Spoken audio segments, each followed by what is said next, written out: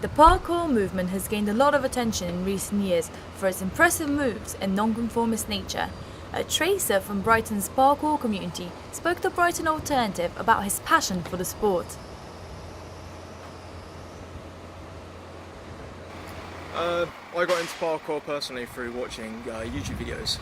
It was 2006, the James Bond film, Casino Royale. One of the opening scenes where he kick-started a lot of people into parkour.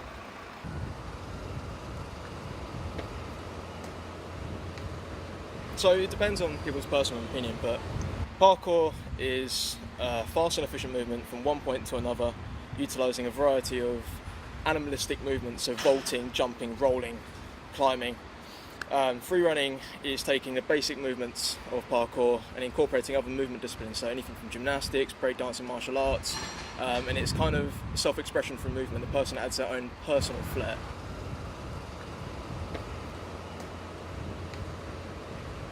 I practice what we call purist parkour, so I train more efficient movements, so basically pure jumps, pure vaulting for speed, power, and distance and stuff.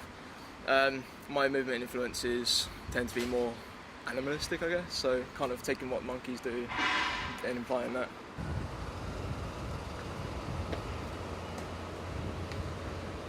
A lot of people apply sort of the terminology of it being an urban sport, urban fitness, of a street workout kind of concept. Parkour is a holistic training method, so it's all inclusive, so it utilises all body groups, all the muscular and skeletal joints.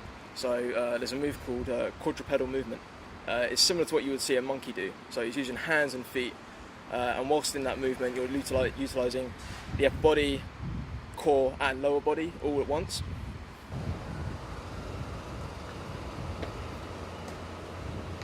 Yeah, we train a lot on the ground. Basically the principle we apply is that we train a jump over and over again at ground level before taking it up to height, and this assures that we are confident in the movement before we replicate it once at height.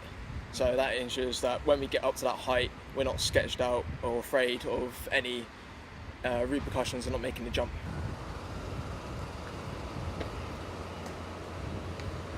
There's a group in America called Apex Parkour. Two individuals specifically, Ryan Ford and Amos Renato.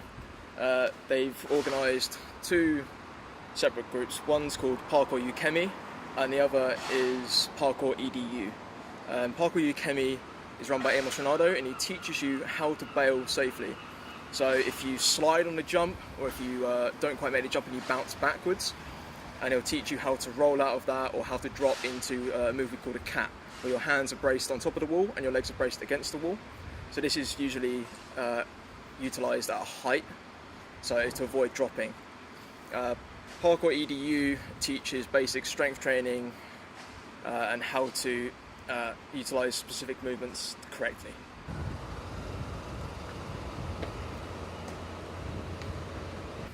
Well, parkour in essence, in what people understand it as, has only existed for say 26 years, and that is what the modern media promotes it as now. So when a guy from France called David Bell pioneered what parkour is today, that dates back about 20 odd years.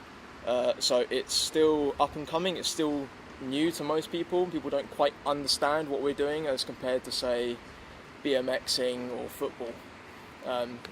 Some complain because they can, others complain because they don't agree, and then we've got the people who kind of respect what we do as long as we respect them, and then just the people who are just amazed by it.